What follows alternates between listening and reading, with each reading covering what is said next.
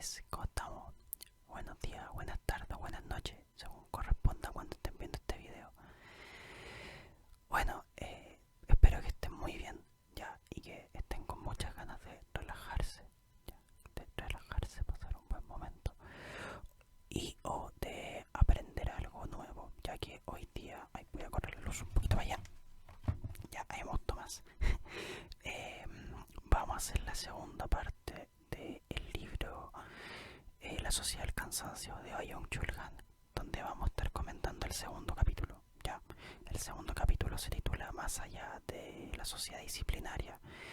Esto haciendo una clara referencia a los planteamientos de Foucault. Eh, Así que eso. En este momento voy a empezar el video. Cabe destacar que si no vieron la primera parte, es más recomendable que la vean antes de continuar con este video, ya para mayor comprensión. Y lo mismo, si les gusta este video, les sirve para algo, ya sea para relajarse, para aprender algo nuevo o lo que sea, dejen su me gusta, suscríbanse y si pueden, coméntenme, no sé, lo que les parezca. Me sirve caleta para mejorar. Eso. Ahora vamos con el video. Ya, como que para empezar se establece, como mencioné, el paralelo, bueno, más que paralelo, la comparación con la sociedad disciplinaria de Foucault o la sociedad de control de Foucault, en la cual básicamente había una obligación o había una persecución con la noción del deber o del no poder hacia ciertos personajes, que eran los personajes tachados como los locos, los anormales y o los criminales. Ya, la sociedad que Byung-Chul Han en este caso denomina como como aquella de los psiquiátricos, las cárceles, los hospitales, etcétera, el manicomio. No obstante, se diferencia de la sociedad actual del siglo XXI, que es la sociedad del rendimiento, donde el sujeto es un emprendedor y es un emprendedor y un emprendimiento de sí mismo.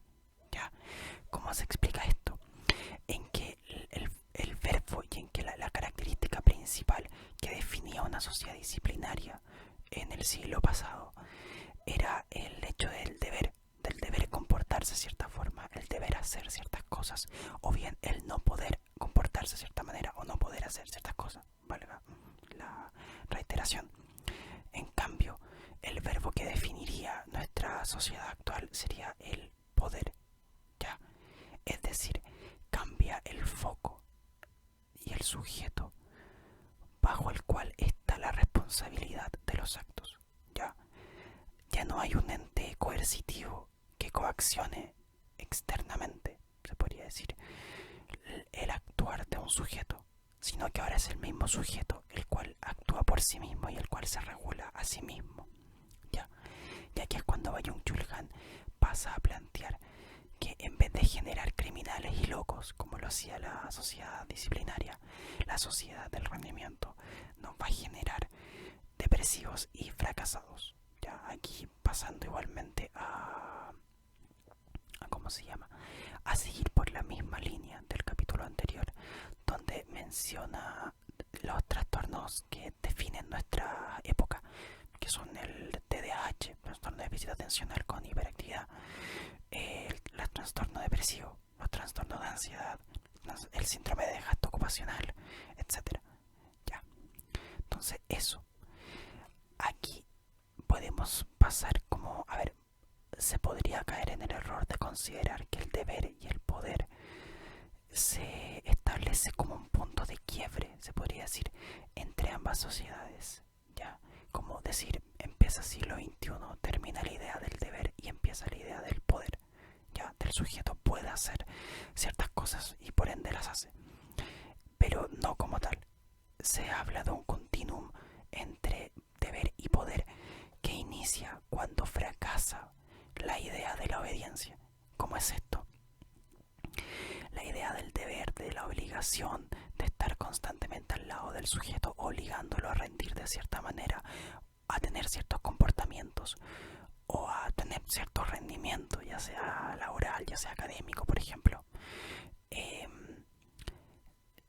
tiene cierto punto de quiebre, tiene cierto punto en el cual cual no se puede lograr nada más allá, y el sujeto no va a rendir ni más ni menos por el hecho de obligarlo en mayor o menor medida. Y aquí es cuando se pasa el poder, que yo al menos no sale textual en el libro, pero yo lo denomino como una alternativa motivacional. Ya, al sujeto ya no se le plantea como que tú debes hacer esto, tú debes actuar de tal manera, sino que se le hace entrever como que él podría lograr tal meta, él podría lograr tal comportamiento, ya, que es una manera camuflada de imponer de cierta manera un deber, porque el sujeto sigue siendo ligado, sigue estando coaccionado de una manera implícita a tener ciertas conductas. No obstante, ello está debajo del iceberg, que es en sí mismo la idea de poder hacer algo. Ya, espero que se entienda. Y en este sentido, se pasan a los últimos apartados del capítulo, en los cuales se habla del hombre depresivo. Aquí ya se hace un énfasis casi puramente en la patología que se vería como característica de nuestra época. Ya,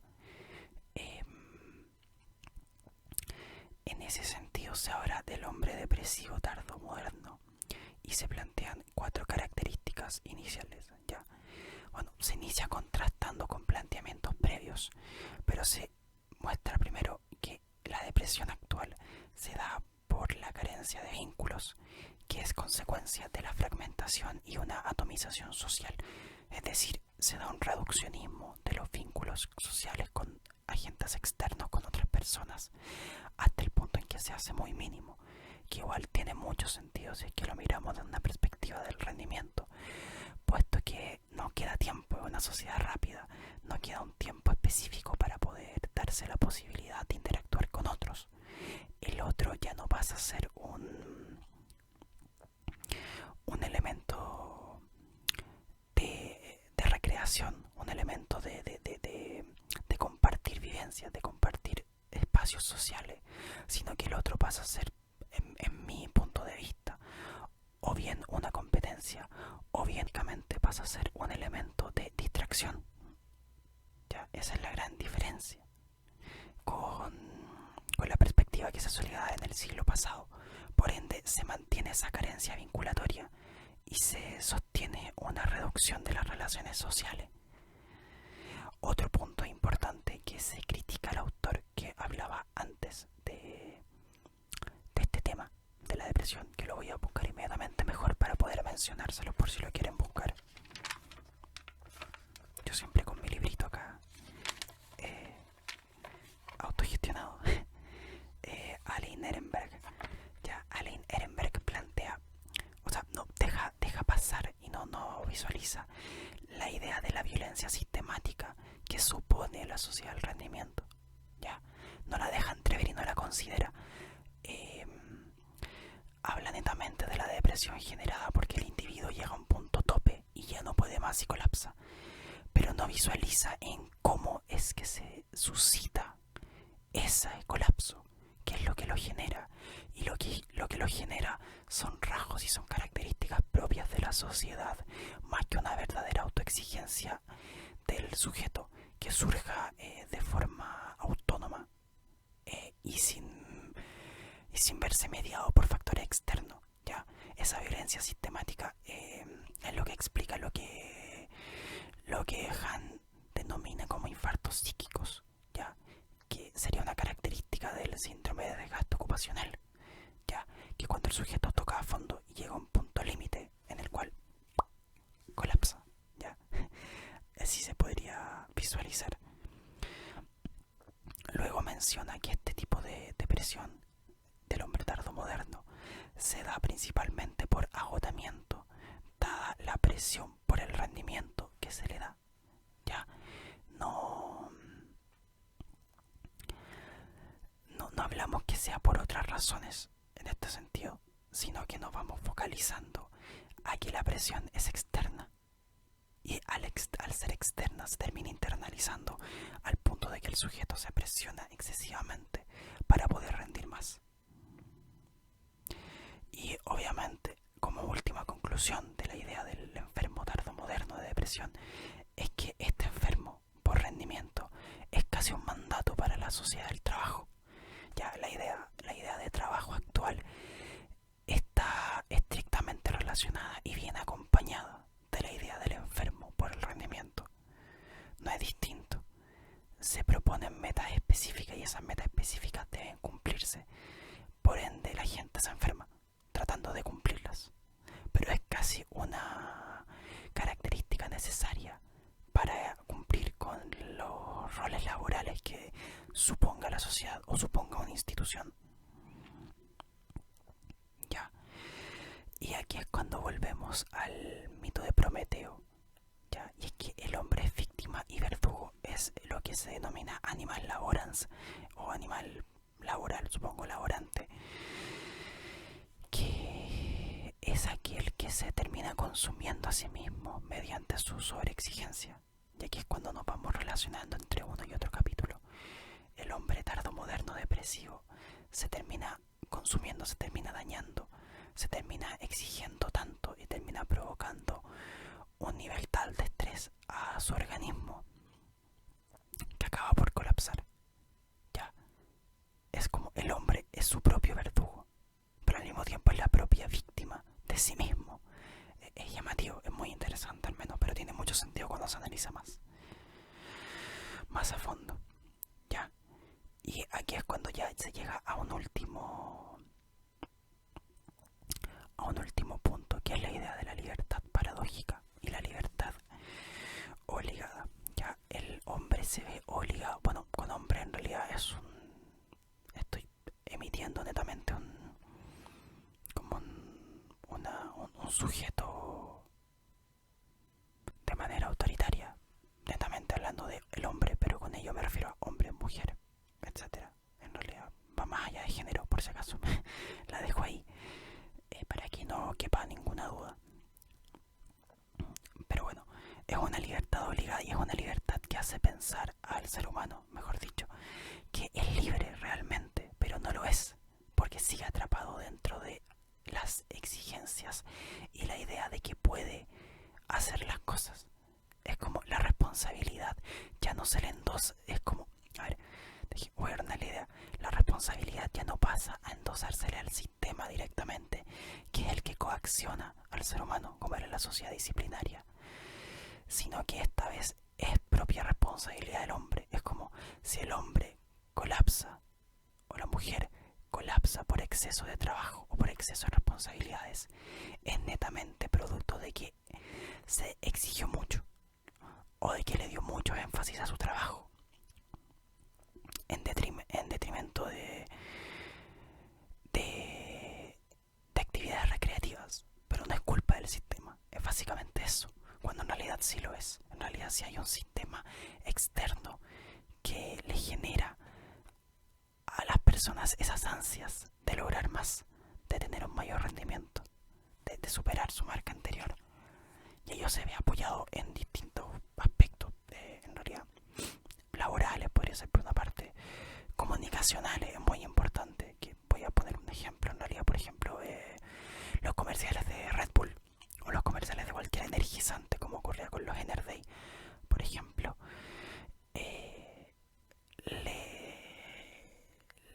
le entregan la opción a las personas de poder rendir más en su trabajo y le otorgan valores positivos a ese rendimiento.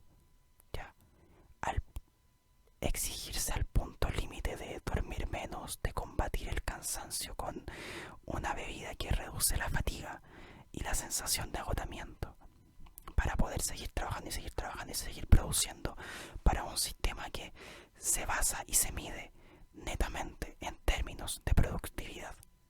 Ya, eso es lo que se puede decir. Y la persona se termina enfermando bajo la consigna del ya no poder más. Ya la persona llega a un límite, ya no puede más, ya no puede rendir mucho más, ya no puede generar más. Es su punto tope. Y se genera esa contradicción entre lo que el depresivo cree que es la idea idea de que nada es posible, que es cuando un sujeto depresivo ya cae a un punto base, se podría decir que cae en el abismo. Bueno, pero la persona depresiva termina cayendo a un punto en el cual considera que no puede conseguir nada, pero al mismo tiempo la sociedad le sigue imponiendo que no hay nada que sea imposible porque él puede generar todo. Entonces se genera esa contradicción entre lo que estoy logrando hacer o lo que yo creo que podría hacer o lo que yo veo para mi futuro producto de mi patología subyacente y lo que la sociedad me dice que yo debería poder hacer, pero no bajo la idea del debería, sino bajo lo que yo podría hacer, porque el debería no es un verbo que se utilice. Y eso mismo lleva al autorreproche personal, reduciendo la autoestima y viéndose como alguien de poco rendimiento y de poca valía, por ende, porque la valía se mide en aspectos de rendimiento, y a las autoagresiones, pudiendo llegar a suicidios o pudiendo llegar a autoflagelarse, tanto física como psicológicamente, producto de considerarse como falto de capacidad de rendimiento. Y eso básicamente como lo que se podría extraer del capítulo.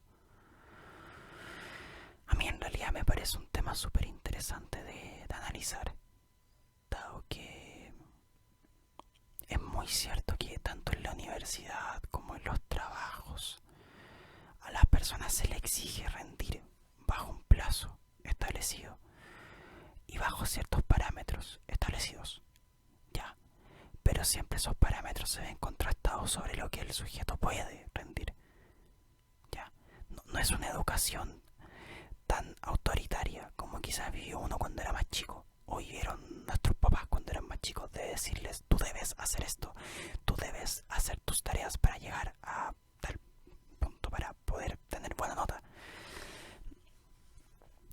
Pero si ahora se termina considerando que de una u otra manera tú puedes cumplir con los plazos o tú puedes hacer tal cosa para ser o considerarte un individuo funcional, que es lo que propone la psiquiatría, al menos la psiquiatría más estricta.